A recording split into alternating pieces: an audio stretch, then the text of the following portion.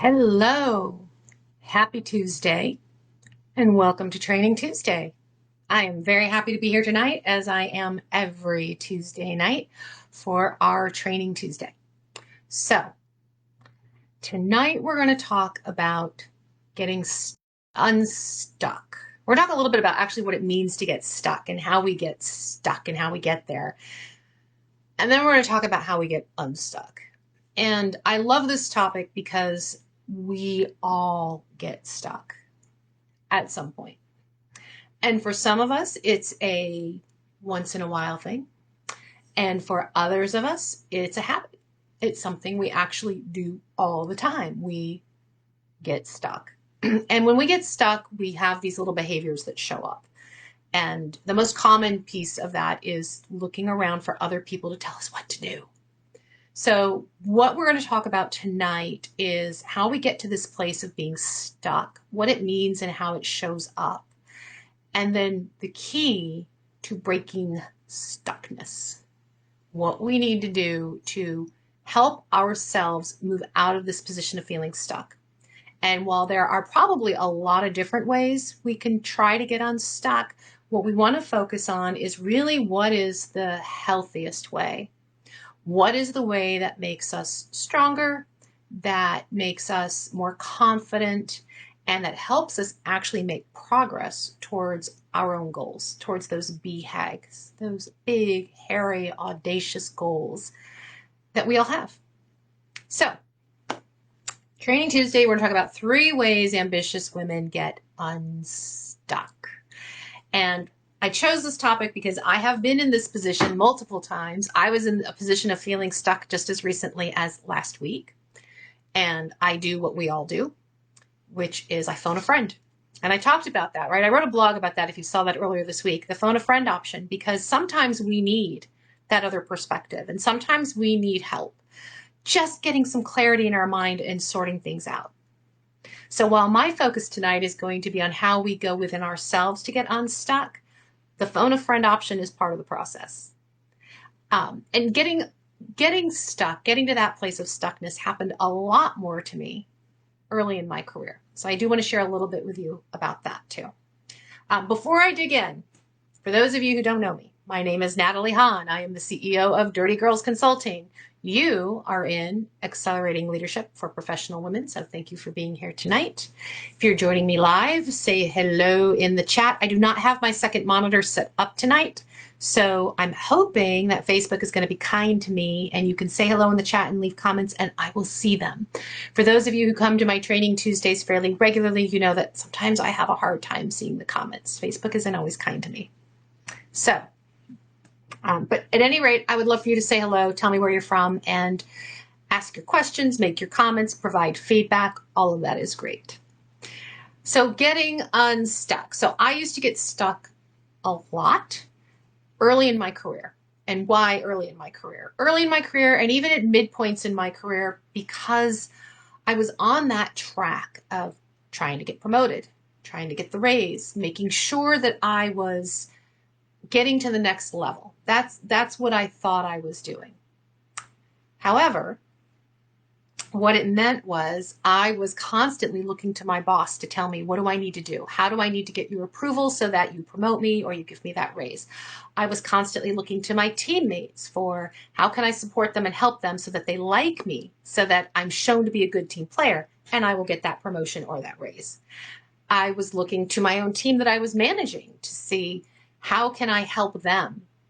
So I was looking at all these different places that put me in a position of constantly giving, a position of literally self-sacrifice, right? Giving up on things that I wanted to do or how I wanted to do things because I wanted to be sure I did things in a way that pleased everybody else. And had this overriding sense that I had to do more. I had to do more. And when you're in that mindset of everybody else has some control over my destiny and I have to do more in order to get ahead, you start putting yourself on a hamster wheel. And it's not a very fun hamster wheel either, as a matter of fact. But you put yourself on this hamster wheel where you no longer have your voice. because you're being reactive, not proactive, because you're waiting for your boss or your teammates or somebody else to tell you what to do. And this is what I was doing. And so the result was I was working all these long hours. I was taking on all these extra projects. I was helping everybody else achieve their goals. But I was losing sight of my own goals. I was losing sight of what it was I wanted to do. Now, for those of you, especially for those of you who have just recently, for example, walked into a new job or a new position, you got promoted or you took a new job at a new company, or even if it's your current company, you took on a new project, right? When you do that, you kind of walk into all of this going, I have the perfect idea for how I'm going to do this. I know exactly how I'm going to make this happen, right? We're full of all this great energy and ideas about what's going to happen and what's going to go on. And then we get into a pattern of the old stuff, looking for other people to tell us what to do, looking for other people to help guide our behaviors and our decisions so that we make sure everybody is happy.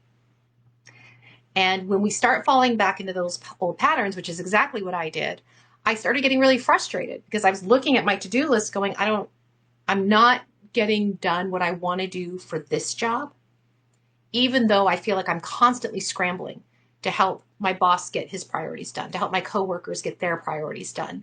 Even though I constantly feel like I'm putting myself out there and being a great coworker, being a great employee, I put in all these extra hours. I got to the point where my kids, and they were young, and my kids had learned the word workaholic, and they used it rather liberally, right? And I'm looking at them going, they're too young to know that word. They shouldn't know that word.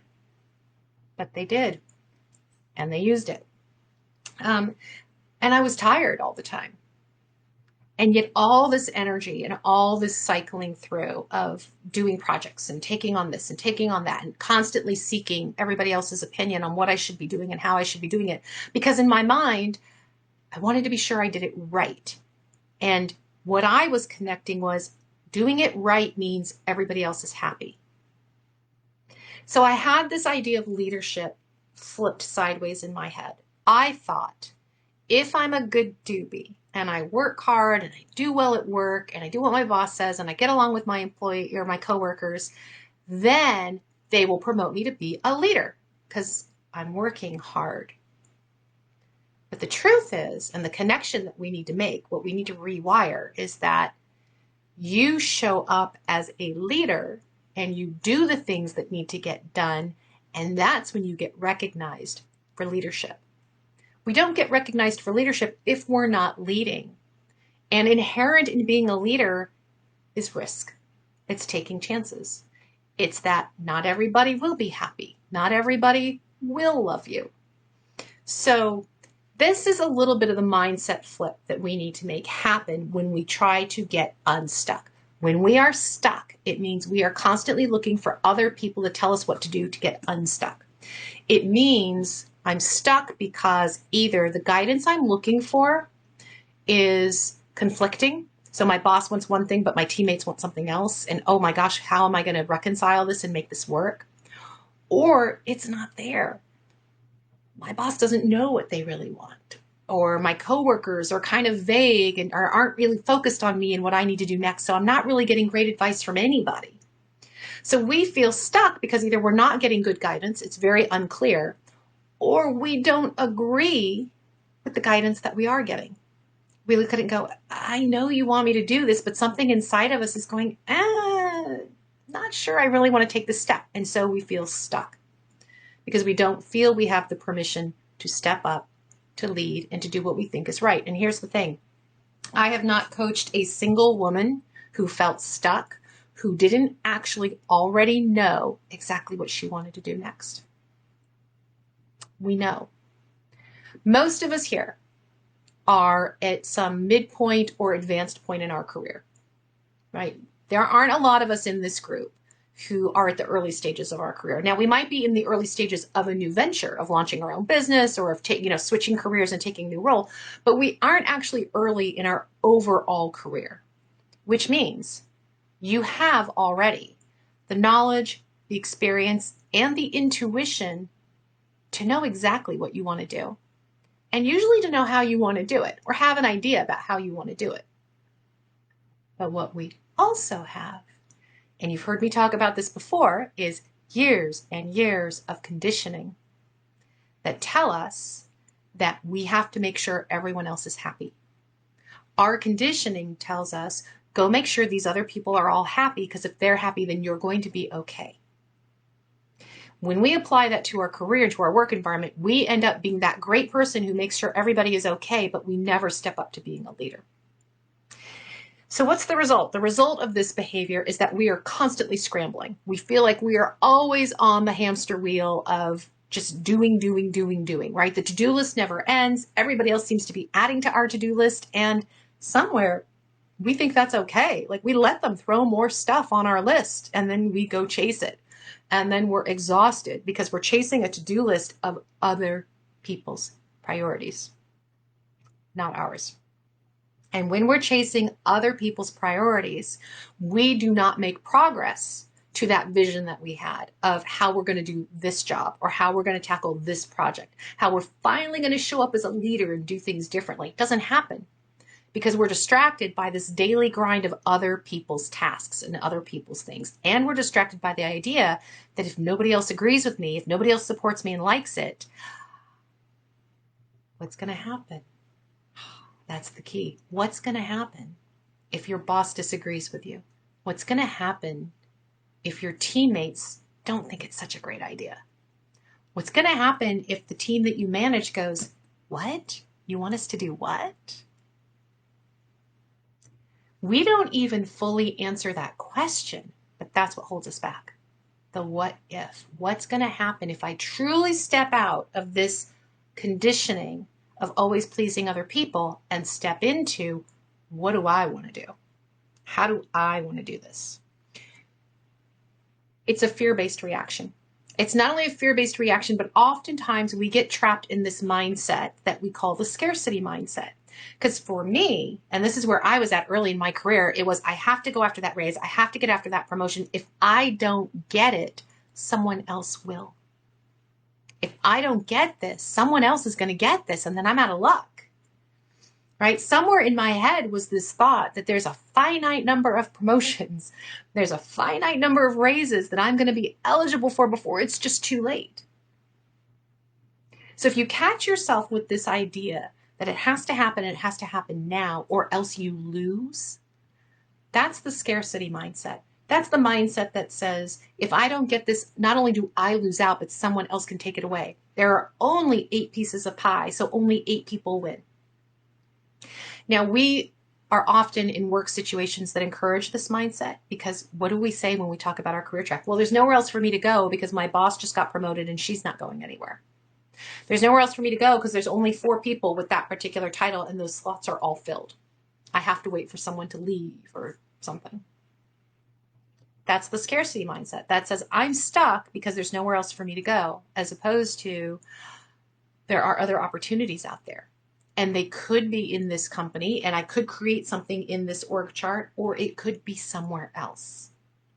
Our scarcity mindset keeps us in the same job for a long time, even if we don't love the job anymore, because we're afraid if I lose what I have now, I'll never get something else. So there's a lot of things that can be at play when we're feeling stuck.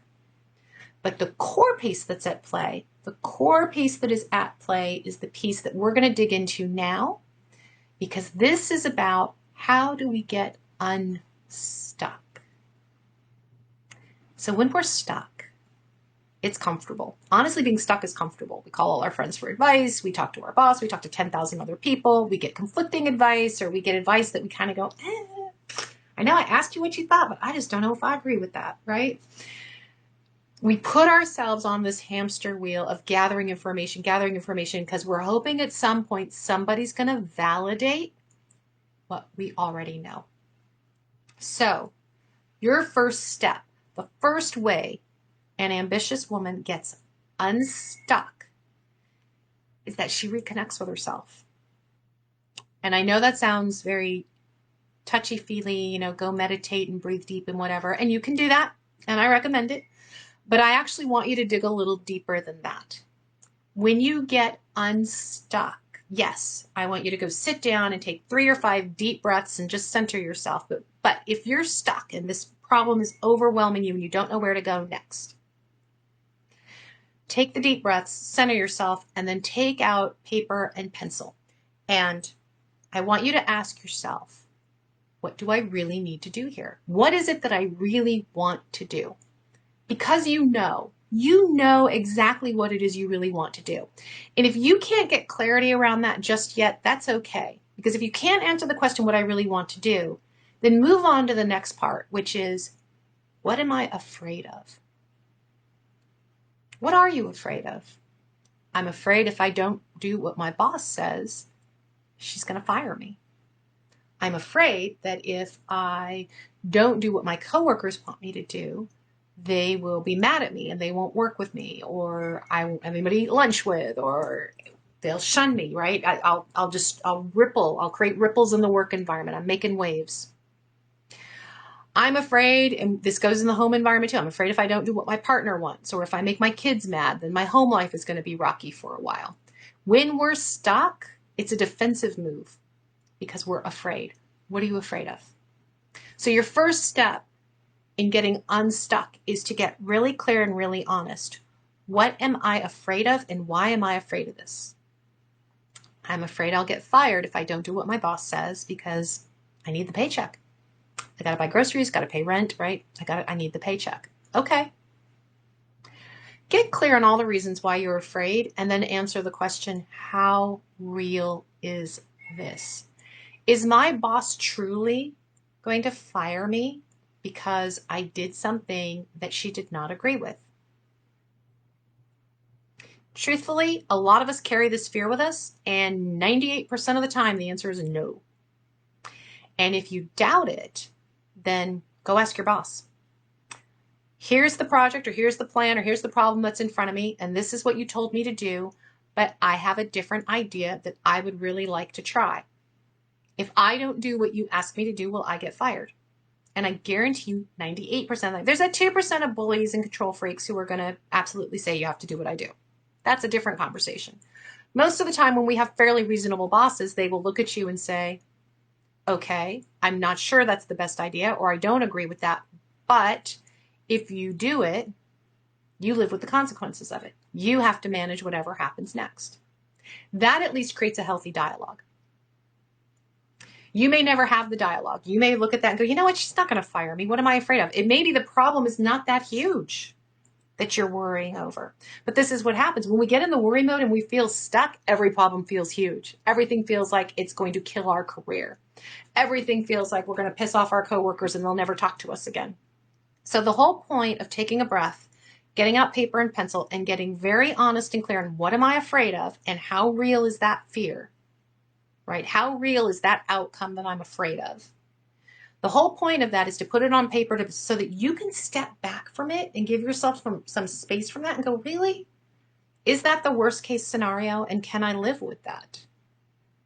And then you can make a choice to confront it, go to the people directly and ask the questions, or you can make a decision based on, you know what?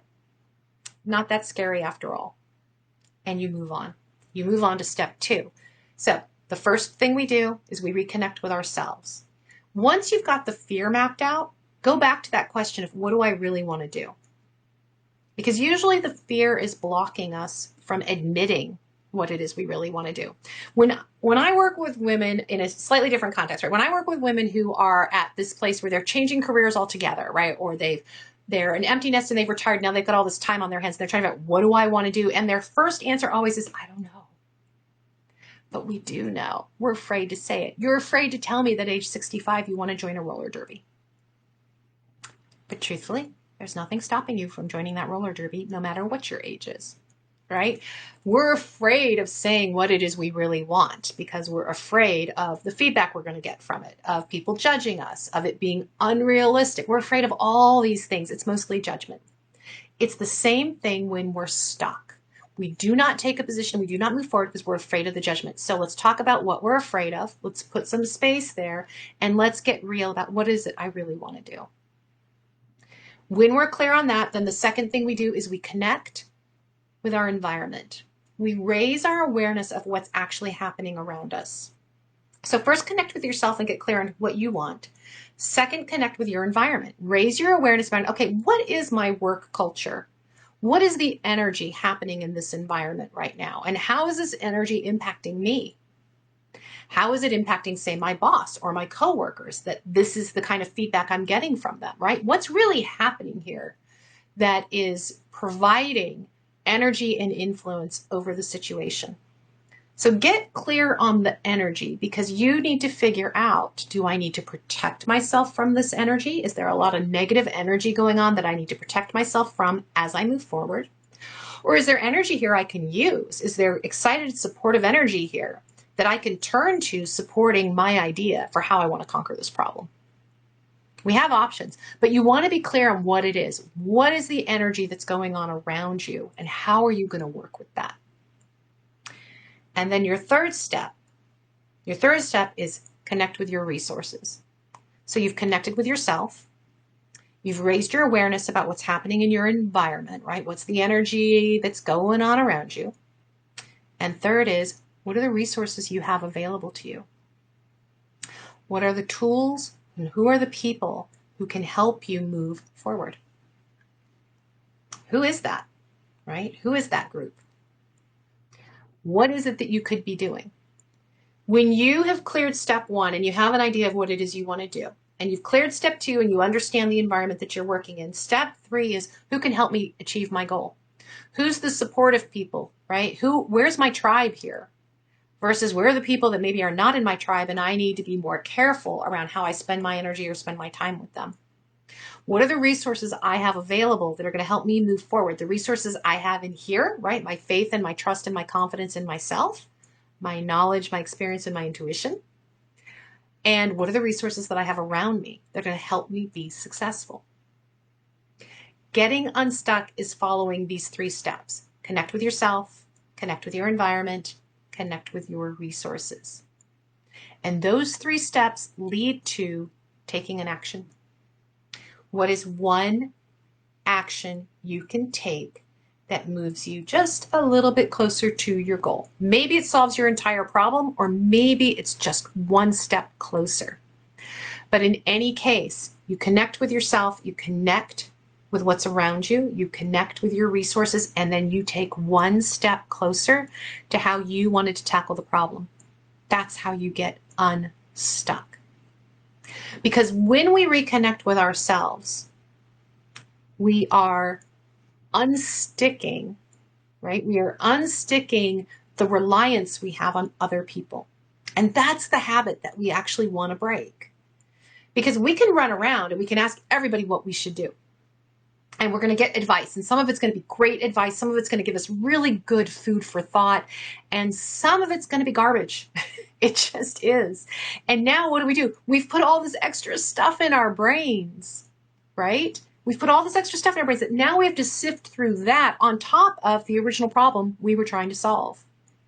So when you do that, you may very well take the advice of your boss or your BFF, and that's fine. But you want to take the advice with the clear knowledge that this aligns with what I actually want. Because you know what you want to do. You have knowledge, you have experience, you have intuition, you have ideas. You know exactly the step you want to take next. What you want to navigate is, how do I make it happen? And that's where you start paying attention to what's in your environment that's going to help you or hinder you, and who are your resources that can help you and hinder you to making it happen. So the whole key to getting unstuck is getting back in touch with what you actually think. Go to your friends, go to your mentors, go to your coaches, get the extra feedback, get the extra context if that's what you need. But before you make the move, you have to get back in touch with yourself. Because friends and family are happy to tell you all day long what you should be doing and how you should be doing it. And as we talked about a couple weeks ago, last week, we talked about criticism, right? And it also goes with criticism and praise. And I talked about that in another training a few weeks ago. We get addicted to other people's opinions because we think it's going to help us get ahead. We think it's going to help us feel better and feel value. But where we truly build confidence, where we truly invest in and build our own self-confidence and our own leadership style and sense of leadership, is when we trust ourselves and then we execute on that. And everything that happens after that is a learning.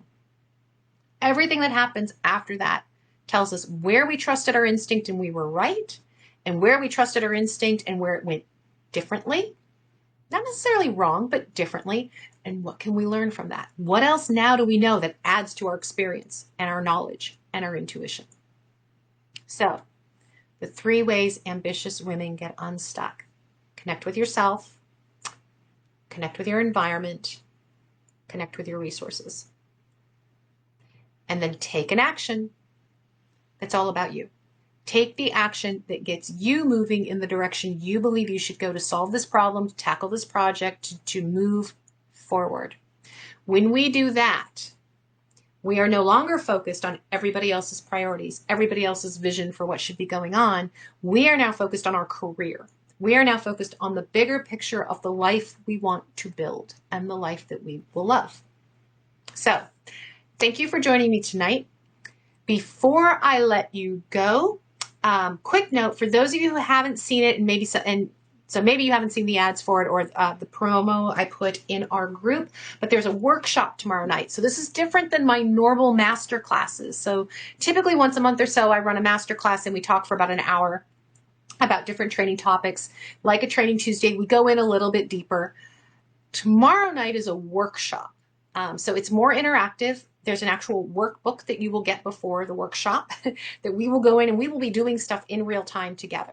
So the workshop tomorrow night is on leading like a boss, right? So 5 ways to instill confidence in action. So what this is really about is for those of you who have recently taken on a new job or new role, taken on a new project, are just trying to step up and do things differently, right? You want to lead better and you want to make a change.